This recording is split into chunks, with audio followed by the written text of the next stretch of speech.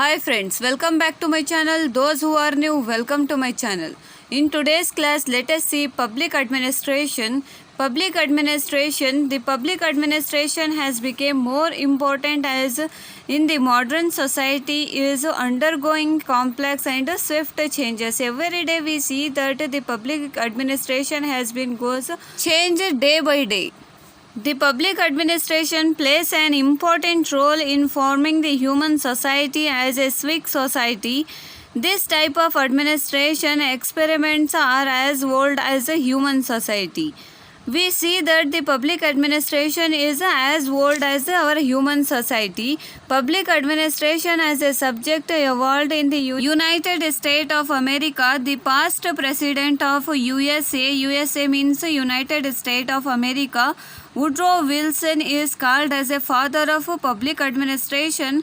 At present, the public administration evolved as one of the main area of social science studies in many countries.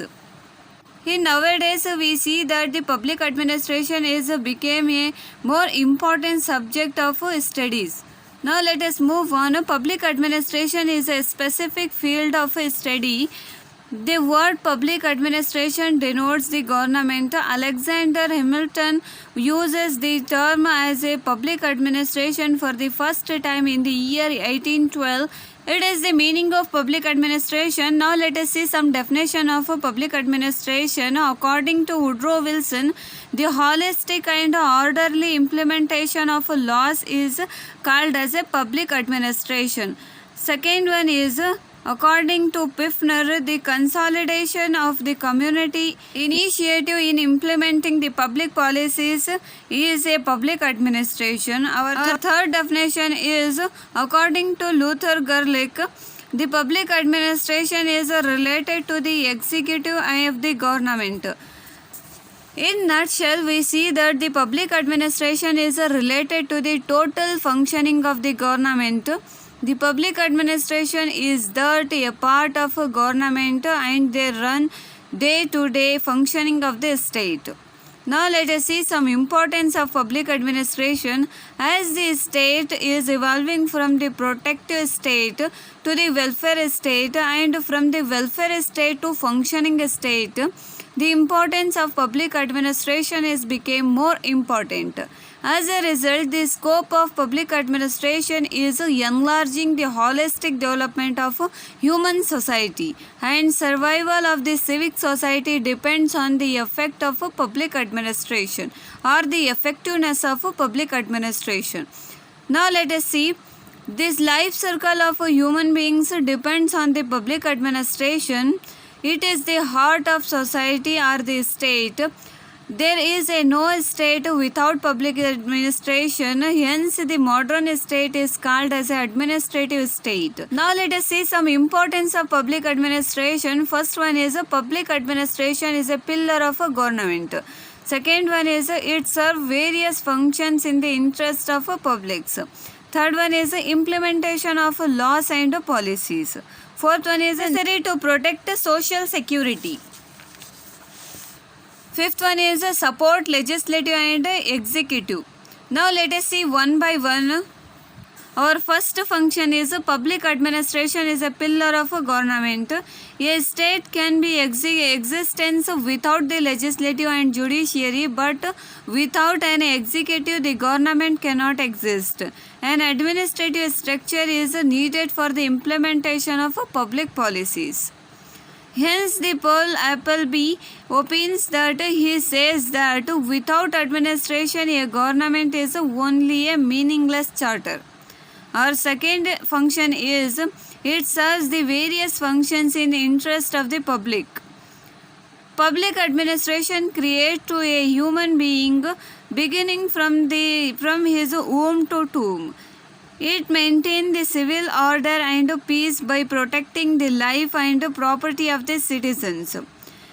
It takes care of providing a basic facility, education, employment opportunities, protects the state and ensures the economic equality. It provides numerous sources like this. Here we see the number of sources are available like this.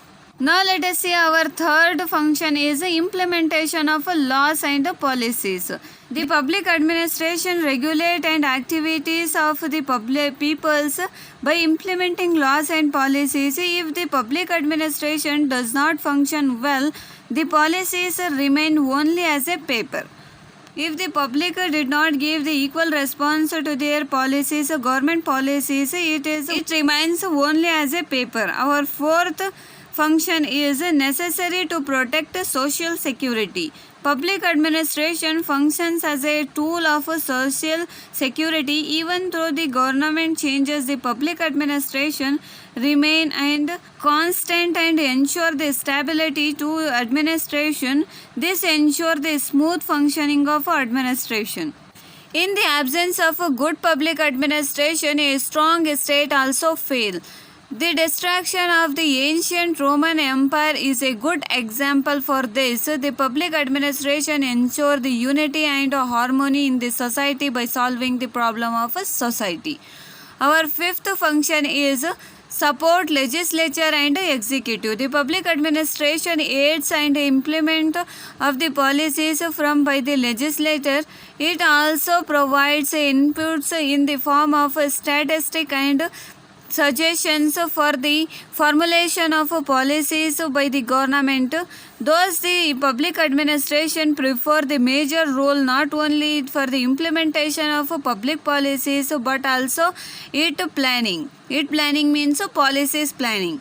Now let us move on towards scope of public administration. There is a disagreement among the thinkers with regard to the scope of public administration. Experts like Woodrow Wilson and L.D. White argues that the public administration has a wide scope. According to them, the public administration includes all the three pillars of public administration like legislature, judiciary and executive. According to Luther, Gerlich and Simon, public administration has a narrow scope. According to them, the public administration is a limited and executive activities of the government. In the scope of public administration, the different thinkers have been given their own opinion related to this. Now explains that the scope of public administration through the English letters like POSD, CORB. Each letter explains the functions of a public administration. P for planning, O for organization, S for shifting, D for direction, CO means co for coordination, R for reporting, B for budgeting. Those are all the scope of which are given by law. The scope of public administration is increasing these days. This does both the perspectives and regular functioning that the growth of civil society further expand the scope of public administration. The aspiration and desires of the public peoples or the publics have the further enlarged and scope of public administration. It is also called as a scope of public administration. Those are the process of sharing eligible candidate from the civil service and motivating them to compete for the civil service is called as a recruitment. An efficient administration is based on the efficient recruitment process. If a person deliver a good public service through his creativity, intelligence and positive behavior, if the recruitment process is more scientific and efficient, public administration became more efficient by having a efficient civil servants. Now let us see. Recruitment has a prominent role in the staff administration. According to O.G. Still, recruitment is a base of a staff structure. Now let us see methods of recruitment. In this area we see that there are basically two types are there or two methods are there. This was given by according to the staff administration and experts. They are the two types. Those are the first one is direct recruitment or external recruitment. Second one is internal recruitment or recruitment by promotions. Now let us see one by one. First one is direct recruitment. A direct recruitment is the most popular and scientific method of recruitment. Recruiting eligible candidate through the competitive exam in the fixed pattern, it is called as a direct recruitment. Eligible candidates are directly selected through the competitive exam in the fixed pattern. It is called as a direct recruitment. Here we see that the candidate needed to have some general qualifications and a specific qualification to enter into the service through the direct recruitment. When the individual was wanted to go this area means in the service, he should have some general qualification and some specific qualification. Now let us see our second method is internal recruitment. This means the selecting the eligible in service personnel to high position is called as a internal recruitment. The most of the countries have adopted this method. India too has adopted this method of recruitment. Now let us see training. The efficiency of civil service personnel depends on the quality of training received by them.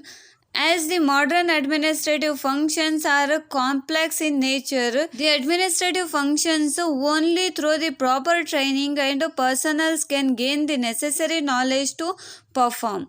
When an individual got a proper and appropriate training, on that time also he can function a good administrative system. Training has a special place in public administration since the challenge of managing and running the complex technical work is a part of modern governance. The importance of training is increasing. Training is a continuous process. We are all know that training is a continuous process. We want a good administrative system. On that time we should have to good training facility also. Now let us see types of training. Basically we see that there are 5 types of trainings are there. Those are, first one is formal and informal training. Second one is pre-service and post beginning of the service training. Third one is short term and long term training. Fourth one is departmental and central institute training. Fifth one is skill training and background training. Those are all the types of trainings. Now let us see one by one. Before going to that, let us see training is divided into 5 types based on the method, duration, level of the training, aims of training and institutions providing the training. Now let us see types of trainings. Our first type of training is a formal and informal training. The formal training is a training that is received by the employees which is carefully planned in the advance. This is a training is provided under the supervision of experts. This training is provided under the supervision of expert persons. Informal training means the training that can employees gain while doing his duty. An employee receive this training during his day-to-day execution of his duties. This is the formal and informal training. Now let us see second type is pre-service and post-beginning service training. The pre-service training prepare and future employees for the civil service. The post-beginning of the service training is provided to those who have been selected to the specific post.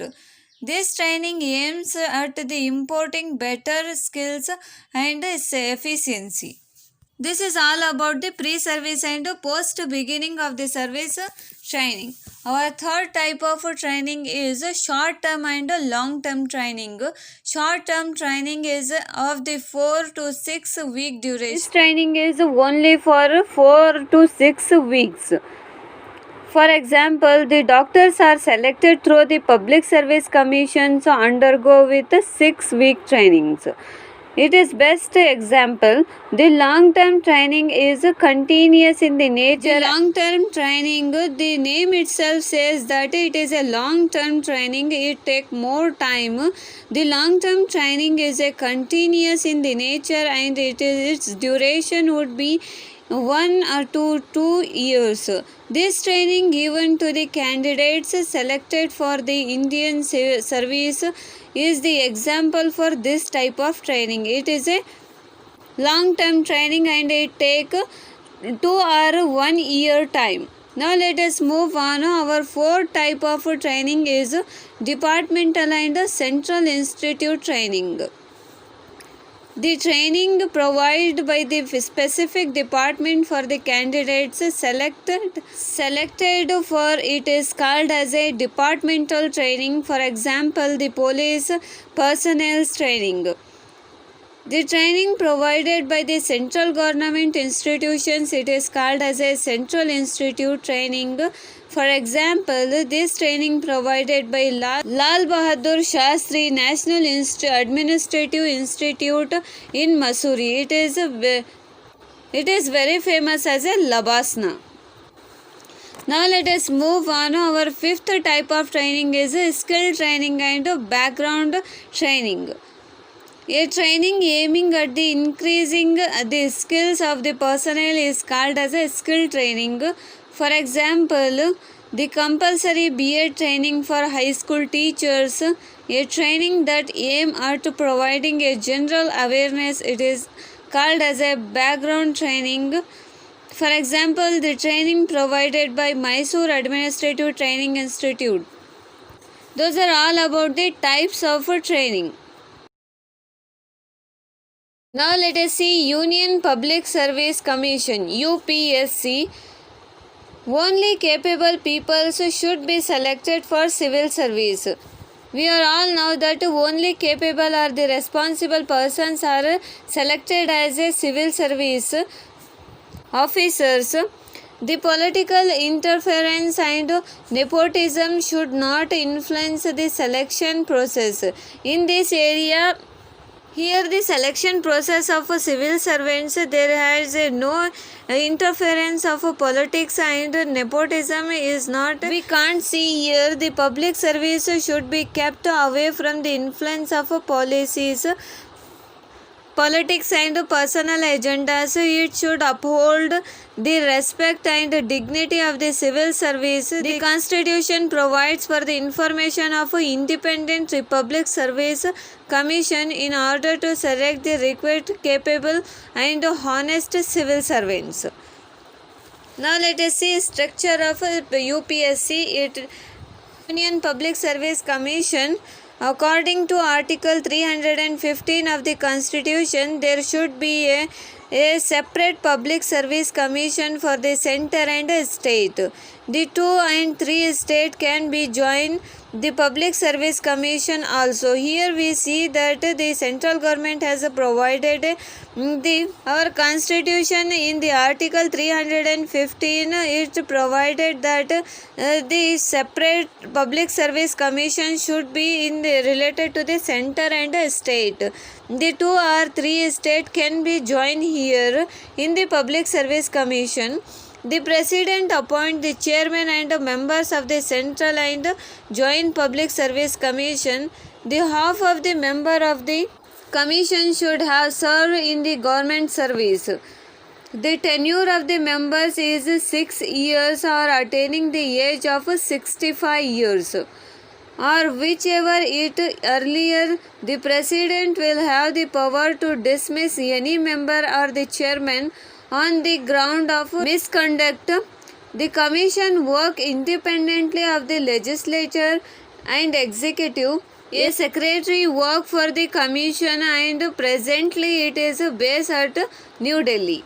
Now let us see functions of UPSC, Union Public Service Commission. This commission function under the Article 320 of the Indian Constitution. Now let us see some functions. Our first function is conducting exams for the recruitment of a group A and B officers of the central government. Our second function is it conduct interview for the direct recruitment. Third one is advising the central government on issue related to the promotion and transfer. Our fourth function is advising the government on initiation of disciplinary actions against earning the government employees. Our fifth function is on the direction of President, advising the government and needed issues. Those are all the functions which are done by the UPSC, Union Public Service Commission. Now let us see the commission conducted exam of civil service, technical service, forest service and defense service at the national level. In those exams conducted for the civil service are more prominent. The IAS, Indian Administrative Service, IPS, Indian Police Service, IFS, Indian Foreign Service, IRS, Indian Revenue Service, IAAS, Indian Accounting and Auditing Service exam are the some important exams which are conducted here. This examination will be conducted in 3 main levels. Those are, first one is preliminary examination, second one is main examination, third one is a personality test. Those are all the levels of examination which was conducted by UPSC, Union Public Service Commission in our Karnataka as a Karnataka Public Service Commission. On the lines of Union Public Service Commission, the state have Public Service Commission. At their level, as per the direction of their constitution, in Karnataka it is called as a Karnataka Public Service Commission. I have already told that it was established on 18th May 1951. The commission has on chairman and 9 members. In this commission, we see that the chairman and 9 members are there. They are appointed by the governor. Their tenure is 6 years on completion of 62 years of the age or whichever is earlier. The main office is in Bengaluru and regional offices are at Mysore, Belgavi, Kalaburgi and Shimoga. Now let us see what are the functions of Karnataka Public Service Commission. Our first function is appointing the gazetted and non-gazetted officers of state government through the written exam and interview. As per the direction of the state government and the concerned department, recruitment rules, for example, the assistant commissioner, tahsildar, deputy superintendent of the police, etc., they are appointed by the Karnataka Public Service Commission. Now let us see our second function is conducting interview for the direct recruitment candidates. It conduct the direct recruitments to the candidates. Now let us see our third function is it conducted the departmental exam for state government employees. Our fourth function is advising government on initiating disciplinary measures against the erring of officials. Our fifth function is coordinating various exams conducted by the Union Public Service Commission in the state. By the way, which are the examinations which conducted by the UPSC? Comment below. Now let us move on. Secretariat, Center and State. Now let us see first Central Secretariat. To facilitate the efficient and capable administration, various departments and ministries are created. The Central Secretariat is the mix of various ministers and departments. The main responsibility of the Secretariat is to lead the ministers, who are the political head in running and the administrative system. It has the Chief Secretary as a administrative head and the Prime Minister as a political head. Now let us see the formation of a central secretariat. According to the Article 77(3) of the Constitution of our India, the President of India has power to frame the rules to facilitate smooth and efficient functioning of the central government, as assigning the portfolio for the ministers. Each cabinet ministers will have an important ministry of their portfolio is bigger. The state ministers and deputy ministers would have there to assist them. One portfolio may have more than one department. For example, those the home, agriculture, defense, finance and other are the independent departments are there. They can group under the one secretary. The portfolio is divided as following and each has ensured to an officials. Now let us see hierarchy of secretariat. First one is department principal secretary, additional secretary and special secretary. Second one is wing joint additional secretary. Third one is division director deputy secretary. Fourth one is branch under secretary. Fifth one is section officer. Now let us move on the roles and functions of the central secretariat. Secretariat is an organization that aids the government in the fulfilling its aim. It advising the ministers in framing the policies. When the policies are framed on that time, it means the secretariat has been advised to the ministers. Our second role or function is secretariat aid the ministers in performing his legislative duties. Third one is a secretariat frame the regulation of the administration. Fourth one is secretariat analyze the problem carefully. Fifth one is prepare the budget by keeping the close relationship with the finance department. Sixth one is a secretariat work as a bridge between the central government and state government. It is the main function which is a secretariat plays a more important role as a bridge between central government and state government. In nutshell, we see that the secretariat is the narrow center of the government. It functions as a brain center of the policy making. Those are all the functions of a central secretariat. Now let us see state secretariat. Functions as a narrow center of the state government. The secretariat include the departments of a state. The minister are the political head of those departments. We see that the ministers are the political head of those departments, and the principal secretariat are the administrative head of the department. The chief secretary is the administrative head of the state secretariat.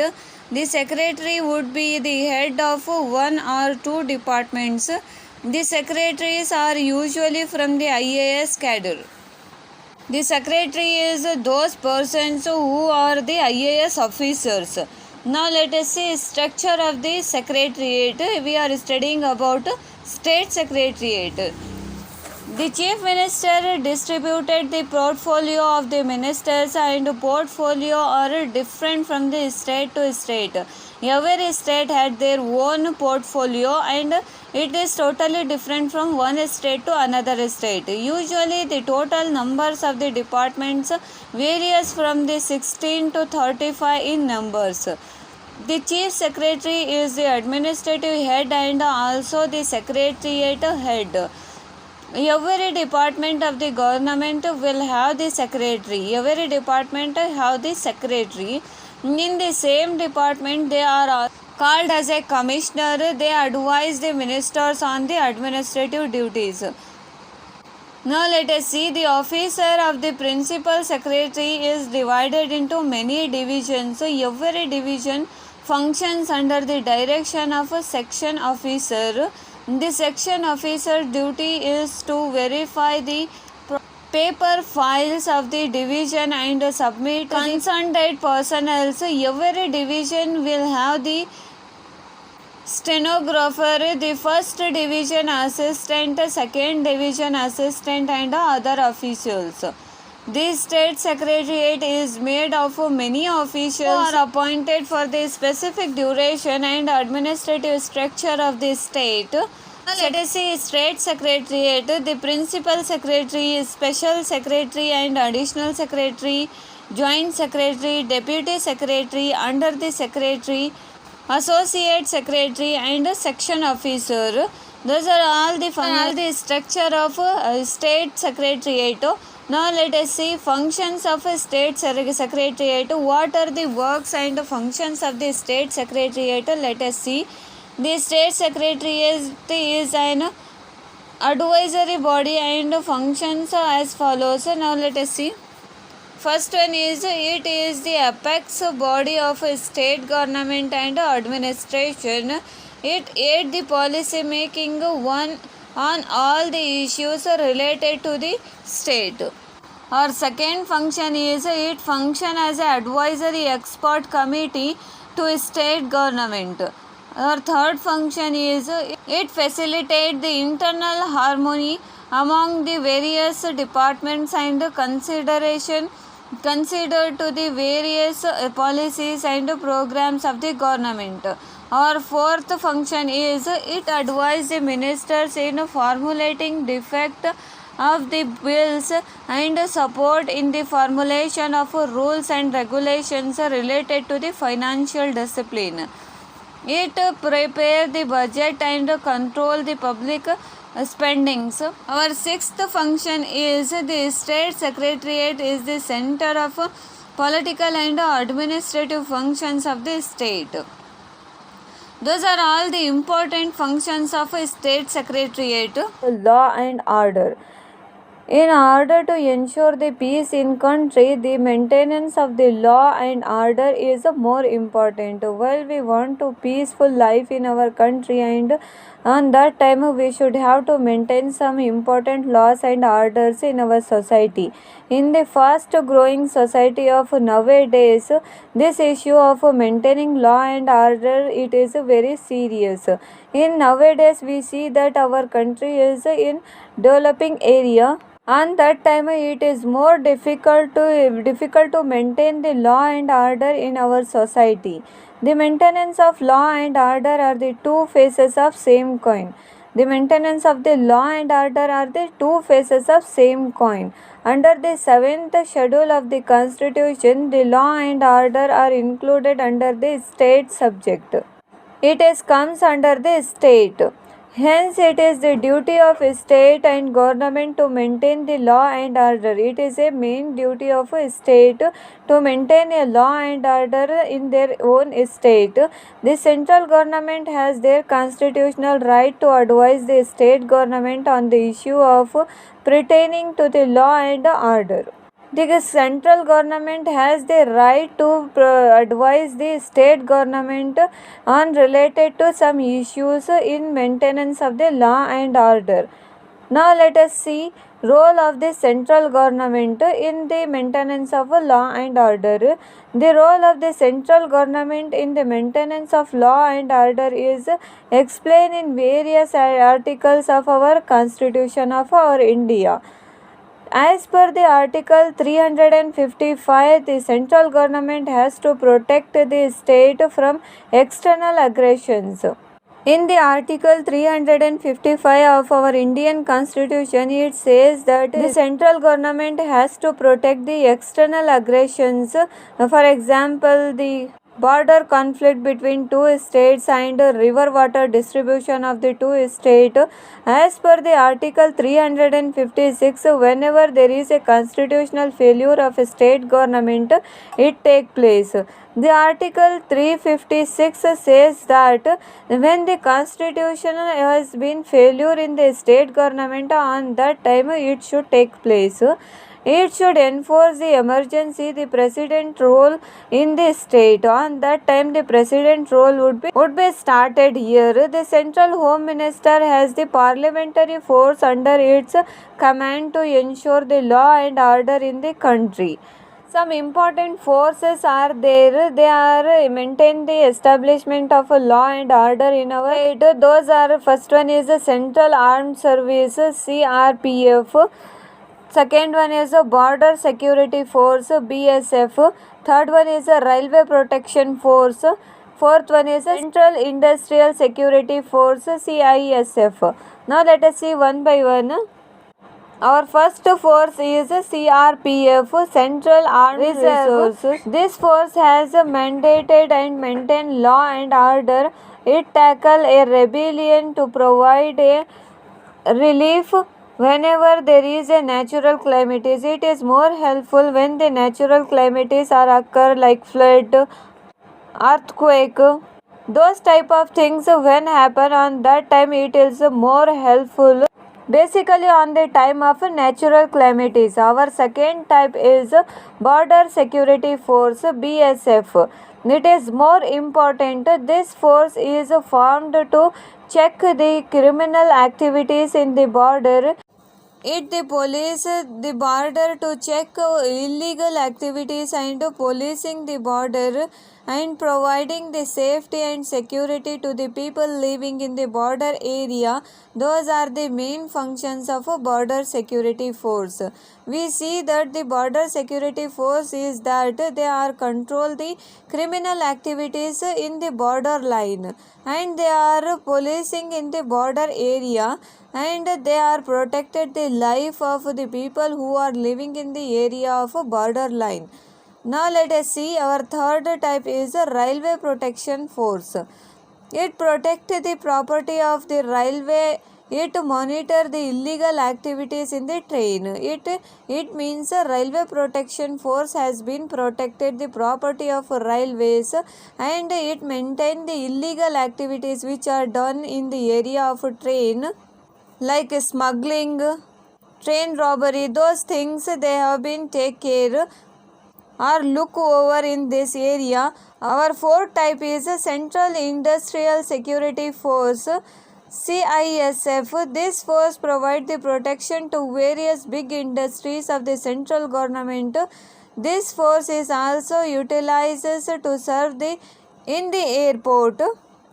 This force means CISF has been look after the various big industries which are comes under the central government, and this force have been helped to serve as in the area of airport. Now let us move on. The central government plays the converging role to fulfill the special roles of maintaining law and order in our country. The central government provide a framework for the maintaining of the law and order to the state government by providing a skilled personnel and advices. Here we see that our central government has played a more important role to fulfill the special and maintaining of the law and order in our country. And our central government is provided a skilled and eligible personnel to do this duties.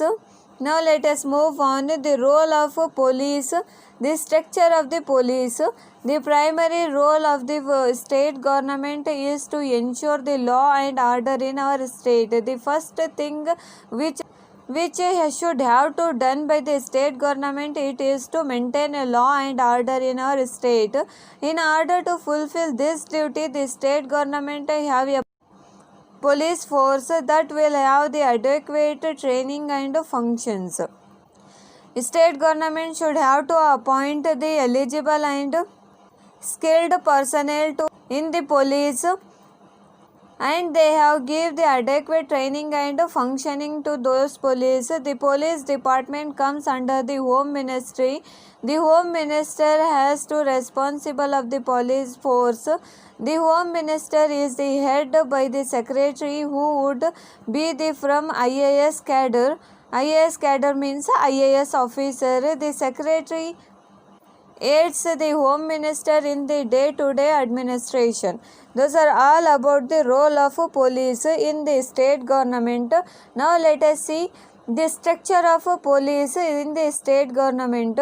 The structure of the police First one is Home Minister, Home Secretary. Second one is Director General Police, DGP. He is a head of police department.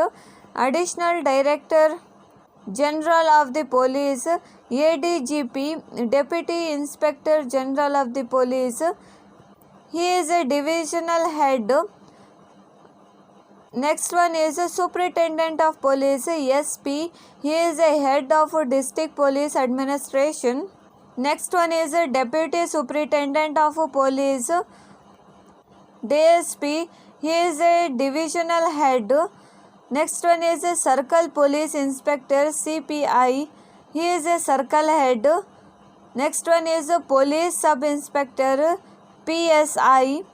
Next one is Assistant Sub Inspector of Police, AISI. Next one is a Head Constable, and next one is a Police Constable. Those are all the structure of police department in our state. The police force perform as a major role in maintaining a law and order in our state. Police force have been given a special effort to maintain the law and order in their area. They did not celebrate any festival and they did not take any leave. Without the leave, they maintain the law and order in their own area, and that cause we should have to appreciate our police department. By the way, when we imagine about our society without the police, the criminal activities would be increased in our society, and there is no peaceful life in our society. On that cause, we should have to respect and appreciate our police department, because they are maintain law and order in our public administration in our society. Those are all about the maintenance of law and order in our society. If you have any queries regarding this, comment below. Thank you for watching this.